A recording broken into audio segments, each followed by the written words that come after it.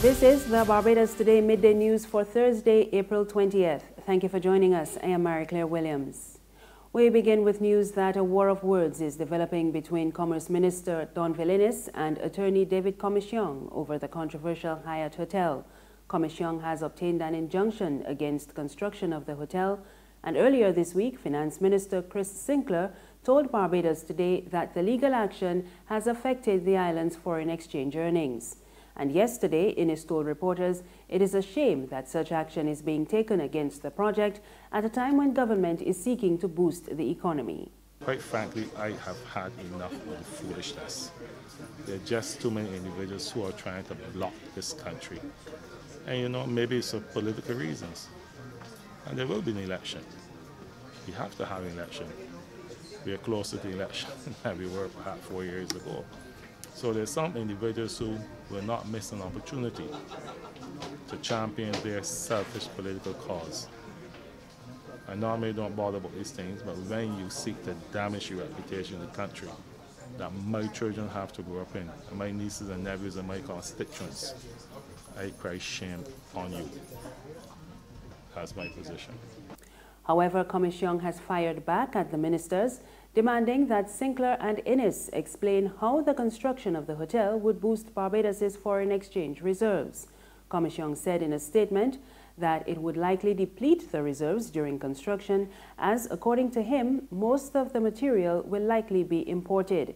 He charged that any possible foreign exchange earnings from the project will be gained several years later if and when the hotel gets up and running. The social activist added that it is also incorrect to suggest that he had the project put on hold by way of a High Court injunction. He said rather that what he has done is to ask a judge of the Supreme Court to subject the grant of permission to a process of judicial review. In other news this afternoon, the Fair Trading Commission is investigating the used vehicle market following a number of concerns raised by customers. The Consumer Protection Agency is not giving details, but it says the focus of the study was the sale of used vehicles by dealers and not private sales between individuals. The FTC's just released report for 2016 says the research follows concerns of consumers who purchased used vehicles and issues which later arose. It added that the study will seek to determine what matters relevant to the industry may be addressed under the Consumer Protection Act.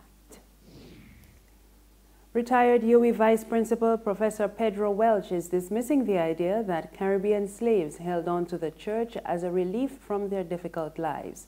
Professor Welch was delivering a lecture last night on Barbadian slave society and beyond. He compared this to the current society and explained to his audience why the belief should be rejected. If you read Karl Marx does have the view that religion, not the church, that religion is an opiate, and it prevents people from having a revolutionary consciousness. However, I am inviting our people and the people here this evening at Providence to reject any assessment of our ancestors in such terms. I'm inviting those who have inherited possession of Providence, bequeathed by their ancestors, to reject such an analysis on the following grounds. In the first place, such an analysis invites us to see our enslaved ancestors as mindless robots without the capacity to think and to make informed choices. To see our ancestors in these terms then is to surrender to a crass disrespect of their capacities, and hence our own, because we inherited from them. There's regional and international news after this short break. Good morning, Phillips & Company, may I help? Oh, certainly. One moment, please. Miss Phillips? Yeah? There's a lady on the line from the Nation newspaper who would like to speak with you. The Nation? Will she go on? Well, they're trying to sell us some ads. Look, don't make me laugh this morning. Ads in the Nation? They're real expensive, and for 1 year, nobody ain't buying them papers no more. Nobody want to steal news. I hear reading Barbados Today online for free. So I tell she thanks for calling, but no thanks. We just advertising Barbados Today, families. Tell she is Barbados Today all the way. Okay, I'll pass on the message. Mom, are you still there? Oh, she put it down. The Barbados Today, news you can trust. We're back now with news from the region, and Haiti's President Jovenel Moïse has launched a project to rebuild the presidential palace that was destroyed by the 2010 earthquake. Moïse said Wednesday the new palace will be rebuilt on the same location and construction is expected to begin before year-end. He says he has already established a committee of engineers and architects to oversee the project. Moïse said the facade of the palace will look the same, but the interior will be adapted to reflect a modern presidency. Moïse has not yet given an estimate of the cost of the project.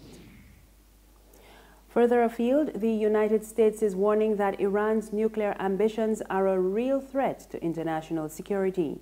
Secretary of State Rex Tillerson is accusing Iran of alarming ongoing provocations aimed at destabilizing the Middle East and undermining America's interests there. Washington has also ordered a review of the Iran nuclear deal, even though it admits that that country is complying with its commitments. Today, I'd like to address Iran's alarming and ongoing provocations that export terror and violence, destabilizing more than one country at a time. Iran is the world's leading state sponsor of terrorism and is responsible for intensifying multiple conflicts and undermining U.S. interest in countries such as Syria, Yemen, Iraq, and Lebanon, and continuing to support attacks against Israel. An unchecked Iran has the potential to travel the same path as North Korea and take the world along with it. The United States is keen to avoid a second piece of evidence that strategic patience is a failed approach. A comprehensive Iran policy requires that we address all of the threats posed by Iran, and it is clear there are many. However, Iran says its nuclear program is entirely peaceful and it will continue missile development. That's news this afternoon. Remember, you can get more on our website, www.barbadostoday.bb. You can also subscribe to our e-paper, email updates, and like us on Facebook. We're on Izumi Media in bus terminals and Screenplay at supermarkets and gas stations near you. And you can also tune into Channel 99 on Flow TV or Mix 96.9 FM for more news. I am Mary Claire Williams. Good afternoon.